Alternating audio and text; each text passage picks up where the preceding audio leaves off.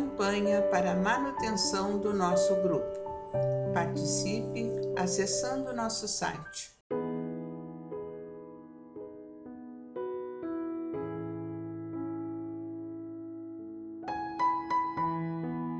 Saudações fraternas, queridos irmãos, do livro Palavras de Vida Eterna, da parceria Chico Emmanuel. Nós vamos ler o capítulo 157, na construção do Mestre. Emmanuel inspira-se no pequeno trecho da primeira carta de Paulo aos irmãos da igreja de Corinto, capítulo 12, versículo 27.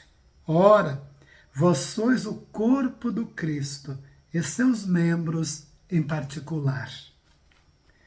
E o Emmanuel vai dizer o seguinte: o Evangelho não nos convida à confiança preguiçosa nos poderes do Cristo, qual se estivéssemos assalariados para funcionar em claquez de adoração vazia. Para funcionar em claquez de adoração vazia, espectadores, ouvintes para aplaudir ou vaiar, pura e simplesmente. Então, o Evangelho não nos convida a isso.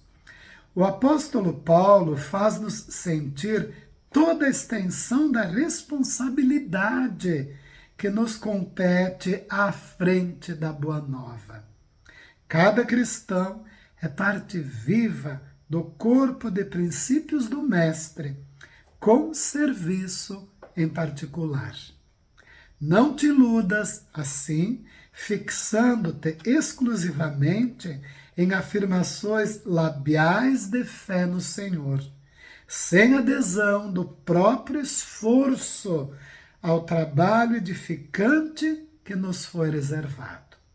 Sentindo, pensando, falando e agindo nessa ou naquela ocorrência, é indispensável compreender que é preciso sentir, pensar, falar e agir como se o Mestre estivesse sentindo, pensando, falando e agindo em nós e por nós.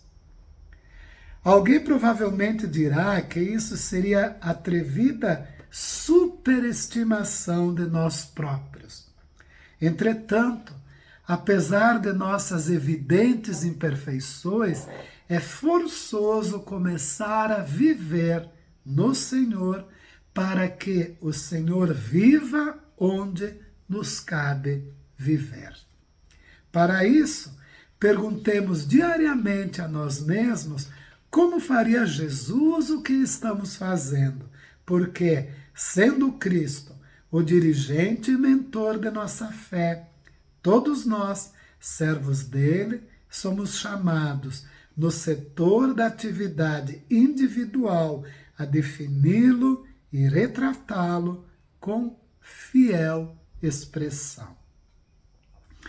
Eu vou me atrever aqui a ler um pequeno trecho do Evangelho de Jesus, segundo Mateus, capítulo 20, versículo 20 a 22, para que a gente possa refletir um pouquinho mais nesse texto maravilhoso do nosso irmão Emmanuel.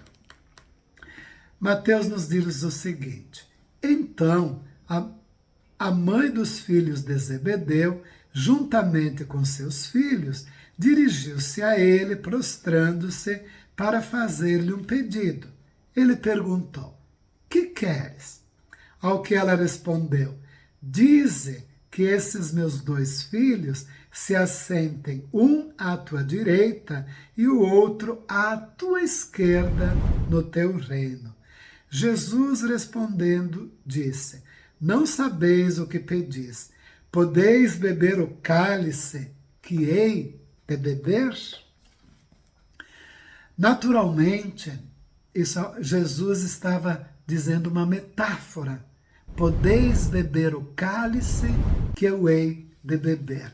Qual seria o cálice que Jesus estava nos dizendo que os filhos de Zebedeu teriam que beber para conquistar o reino do Cristo, isto é, a paz interior, estar com a consciência em paz, ligado ao Pai.